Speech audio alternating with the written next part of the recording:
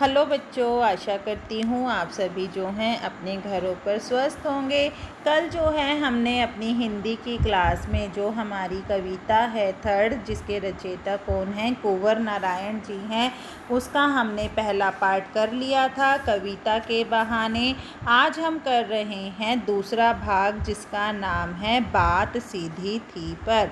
सबसे पहले मैं आपको बता देती हूँ इस कविता का सार क्या है, इस कविता के माध्यम से कवि क्या कहना चाह रहे हैं, उसके बाद जो है हम बाद में व्याख्या करेंगे।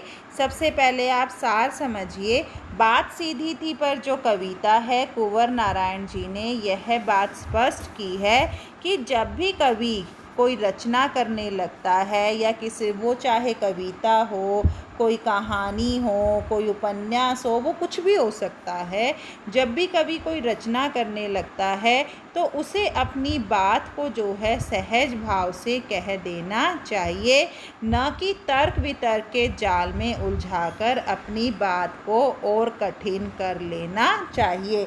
मतलब कवि को जो है सामने वाले को वो जो कुछ कहना चाहता है बड़े ही सरल भाव से समझाना चाहिए, न कि बड़े बड़े तर्क वितर्क के अंदर फंसकर जो है वो अपनी बातों के महत्व को भी जो है वो समाप्त कर दे। ऐसा करने से उसकी बात जो है वो अर्थहीन हो जाती है। तो और क्या कह रहे हैं कवि यहाँ पर, जो आडंबरपूर्ण शब्दावली है, जो भारी भारी शब्द हैं जिनका अर्थ किसी को समझ आए ना आए, उसकी हमें भले ही प्रशंसा ज़रूर मिल जाती है, परंतु हमें ऐसे शब्दों का प्रयोग नहीं करना चाहिए जिनमें हम खुद ही उलझकर रह जाएं। इसलिए कवि जो है यहाँ पर कवि ने कविता में जो है एक पेच का उदाहरण दिया है। पेच का क्या है, पेच क्या, आपने पेच देखा है कभी? तो पेच को जब हम कसते हैं, अगर हम बहुत ज़्यादा कस देते हैं तो उसकी जो चूड़ियाँ हैं वो फ्री हो जाती हैं। वो पेच का क्या है, काम करना वो बंद कर देता है। जिस चीज़ के लिए हम उसे इस्तेमाल करते हैं वहाँ वो काम नहीं आ पाता है। पेच को यदि आराम आराम से पेचकस से खोला जाता है तो वो निकल आता है।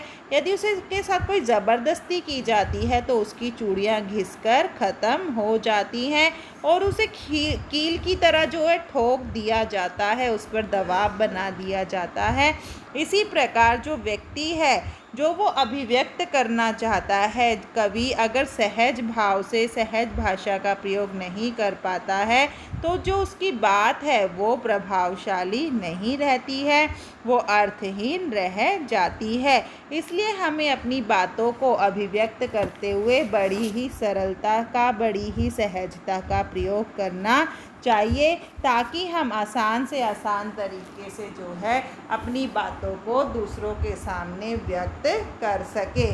और इसके माध्यम से कवि संदेश क्या दे रहे हैं, कवि उन रचनाकारों के ऊपर यहाँ पर व्यंग्य करते हैं जो अपनी भावनाओं को अभिव्यक्ति प्रदान करने में जो है भाषा के साथ खिलवाड़ करते हैं।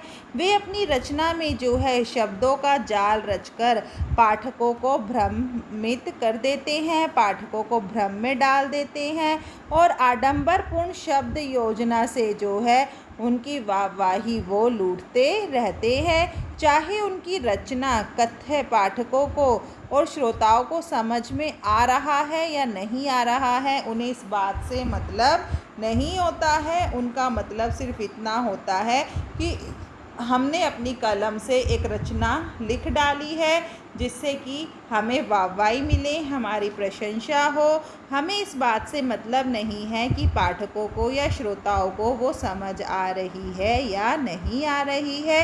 कवि अंत में एक बात और कहता है कि जो रचनाकार होते हैं उन्हें अपनी बातों को अत्यंत स्पष्ट और सरल शब्दों में कहना चाहिए, ताकि सुनने वाले को और जो हमारा पाठक वर्ग है उन्हें सुनने में आसानी हो सके और उन दोनों के बीच एक सामंजस्य स्थापित हो सके, जिससे कि सभी तक जो वो संदेश देना चाहता है, जो वो समझाना चाहता है, वो यहाँ आसानी से सभी के सामने अभिव्यक्त करके लोगों तक अपना संदेश पहुंचा सके और उन्हें बता सके कि वो अपने रचना के माध्यम से लोगों को किस बात से अवगत करवाना चाहते हैं।